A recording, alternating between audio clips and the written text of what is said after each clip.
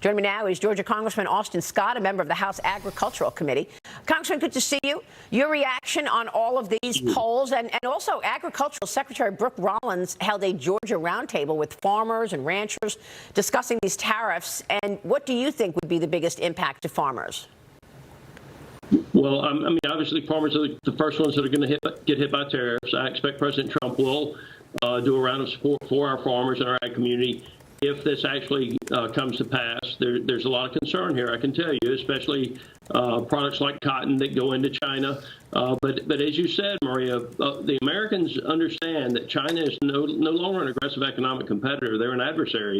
And most Americans recognize that, if China's going to have barriers to our products coming in there, then we need some barriers coming in here so that we can get to equitable trade deals.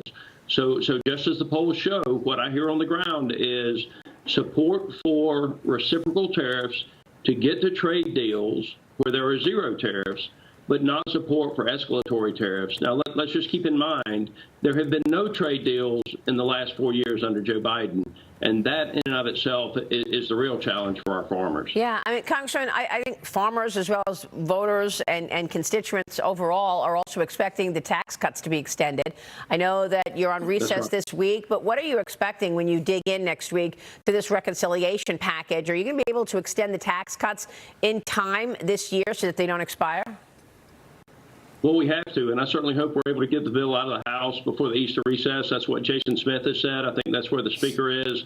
Obviously, we have a very slim margin in the House of Representatives, but we've got to get this bill done. And, Maria, I just want to remind the voters that the CBO score does not take into account the economic contraction that will happen if we're not able to get these tax cuts extended. And we're not actually talking about big changes in the current tax law unless it's allowed to expire. So if it's allowed to expire, you would see a recession, a large economic contraction, and that in and of itself is the biggest risk to the economy. That and the current level of consumer debt, I think. Yes, of course, $36 trillion in debt overall. Meanwhile, in foreign policy, the president has been busy. White House negotiators are now headed to Saudi Arabia again this week to iron out details on a U.S.-backed ceasefire between Russia and Ukraine.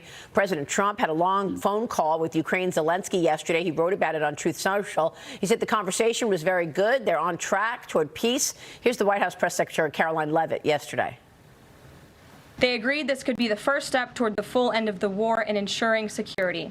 President Zelensky was grateful for the president's leadership in this effort and reiterated his willingness to adopt a full ceasefire.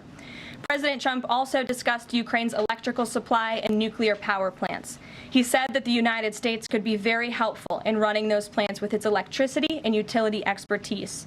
American ownership of those plants would be the best protection for that infrastructure and support for Ukrainian energy infrastructure. We have moved beyond the economic minerals deal. We're at a partial ceasefire and we're moving towards a full ceasefire. We have never been closer to peace than we are today.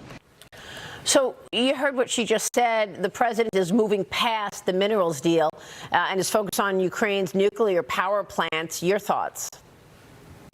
Yeah, President Trump very much wants the killing to stop. He wants this war to end. The only reason we're continuing to have these discussions is because for the last 4 years, Joe Biden and candidly Europe as well refused to actually enforce the sanctions. You look at the billions of dollars worth of oil that India purchased from Russia. You look at the European banks continuing to do business in Russia.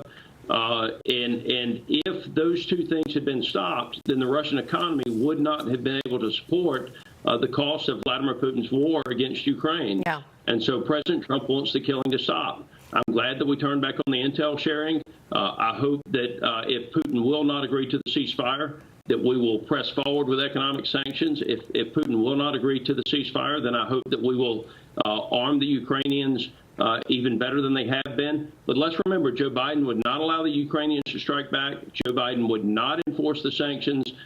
Europe continued to allow their banks to operate inside of Russia.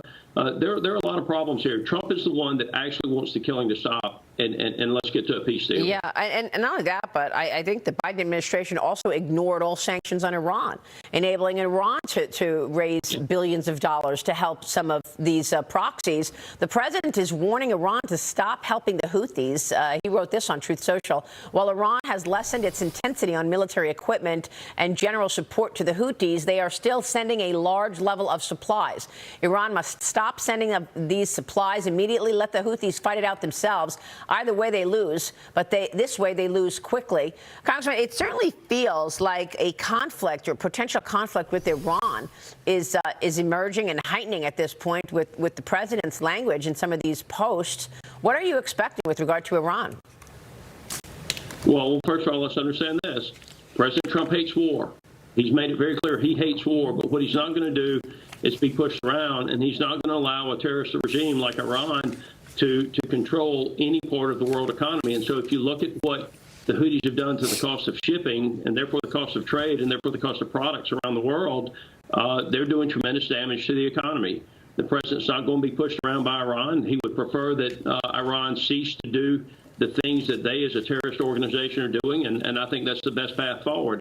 If they don't cease to do the things that they're continuing to do, then I think that, the United States will continue to strike their proxies. Congressman, it's good to get your take on all of this. We so appreciate it. We'll be watching your work, sir. Thank you. Thank you, Maria.